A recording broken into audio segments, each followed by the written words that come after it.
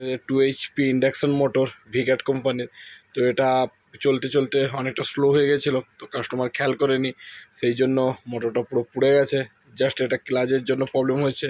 Clutch প্লেটটা এইরকম clutch plate অনেকটা গরম হওয়ার কারণে এই ক্লাচ প্লেটগুলো পুড়ে গেছিলো। তো এটা হচ্ছে প্লাস্টিকের, পুরো চারদিকে প্লাস্টিক বসানো আছে, তো এটা পুড়ে গেছিলো। এই জন্য কাস্টমার ভাইদের বলছি যে 2 বছর বা 3 বছর অন্তর এই ক্লাচ প্লেট চেঞ্জ করে দেওয়া ভালো, নাহলে কয়েল পুড়ে অনেক খরচা সাপেক্ষ হয়ে যায়। তো এটা আবার কয়েল চেঞ্জ করার পর, ক্লাচ প্লেট চেঞ্জ করার পর আনলোড লোড হচ্ছে 2.7 অ্যাম্পিয়ার, তো প্রায় ক্লিয়ার কাজ।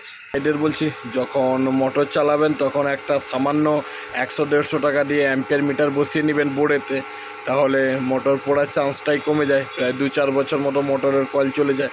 যখন অ্যাম্পিয়ার মিটার থাকবে না তখন জানতেই পারবে না যে কত অ্যাম্পিয়ার খাচ্ছে, কী ব্যাপার, মোটরের ভেতরে কোনো প্রবলেম আছে কি না। তো সেই জন্য অ্যাম্পিয়ার মিটার বসিয়ে নেওয়াটাই ভালো।